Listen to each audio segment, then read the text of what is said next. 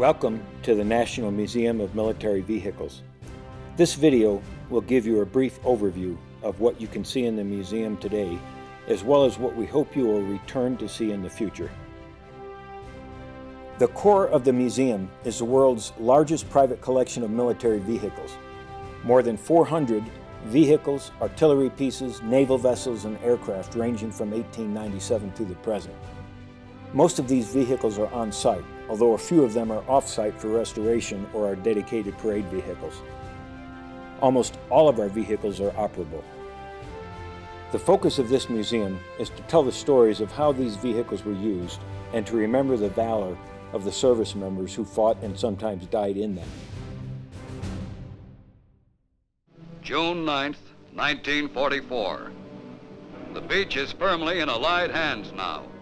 The work of the U.S. Navy and Coast Guard and the combined Allied sea forces has been done. Work not without a price in men and materiel. Our General George C. Marshall Gallery tells the story of the American experience in World War II. The gallery begins with the story of amphibious landings in the war, including the specialized vehicles created to make these landings successful. The Normandy D-Day landings are the most famous, but similar landings took place in North Africa, Italy, southern France, and throughout the Pacific theater during World War II. The United States could not have won the war without these amphibious vehicles, which enabled our troops to hit the beach under enemy fire.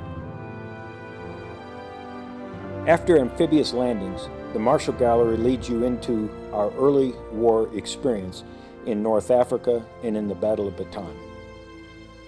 General MacArthur's entire army of 75,000 U.S. and Philippine troops surrendered at the Battle of Bataan, leading to the Bataan Death March and the death of 10,000 prisoners during the march to POW camps.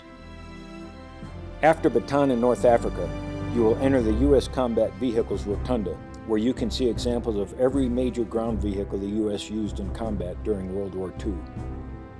America's ability to design and manufacture all of these vehicles in just 3 years was due to the strength of the economy as well as its complete mobilization to support the war effort. One lesson learned in World War II is that the strength of our national economy and the strength of our national security are two sides of the same coin. Next in the Marshall Gallery is the Red Ball Express. The Red Ball Express is little known today, but during World War II, it was famous as an example of American ingenuity and what our troops could do under duress to stay in the fight against Germany when there were limited ports we could use to supply American, British, and Canadian troops after the breakout from Normandy. If a chain is only as strong as its weakest link, Allied troops were only as strong as the Red Ball Express. Improvised efforts like the Red Ball Express have matured into what today is an American system of military support and logistics that is the strongest in the world. We conclude the Marshall Gallery with examples of late war campaigns, the unconditional surrender both of Nazi Germany and of Imperial Japan, and thoughts about the cost of war.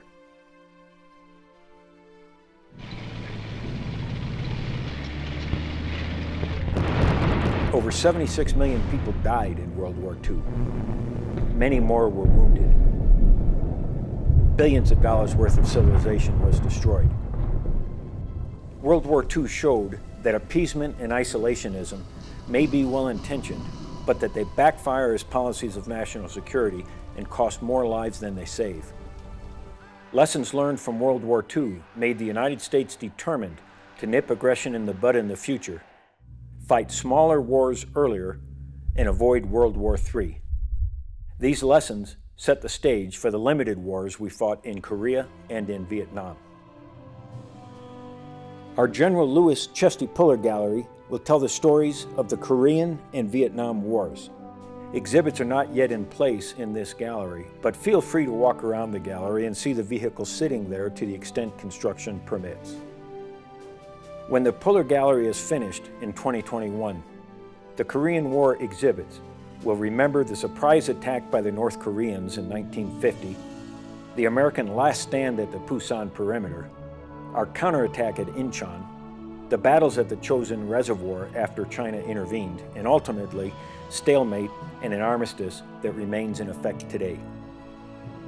Our Vietnam War exhibits will present Vietnam as a helicopter war covered live on television, women in service, the Brown Water Navy, jungle warfare, urban warfare, and the consequences of the 1968 Tet Offensive. One highlight will be immersion into an American firebase in Vietnam. After the Puller Gallery, you will walk into our General George S. Patton Gallery. Exhibits in the Patton Gallery will rotate from time to time and include small artifacts and display cases, as well as vehicles and other larger artifacts. One highlight of the Patton Gallery is a Dodge touring car, the first motor vehicle used in combat by the United States Army in 1916. Other highlights are vehicles used in World War I and a remembrance of John J. Blackjack Pershing, commander of the American Expeditionary Forces in Europe during World War I. Another must-see in the National Museum of Military Vehicles is our weapons vault. Our prized firearm is the musket that fired the first shot at Bunker Hill, the Private John Simpson musket. We know that Private Simpson fired the first shot at Bunker Hill because he was court-martialed for doing so. He violated the order to hold until he could see the whites of their eyes, even though he hit his target with his early shot. The musket then stayed in his family until it was acquired for this museum in 2019. This musket symbolizes the role of the citizen soldier, the origins of the Second Amendment, and the beginning of our nation. Another highlight in the weapons vault is a revolver once used by the famous frontier lawman Wyatt Earp.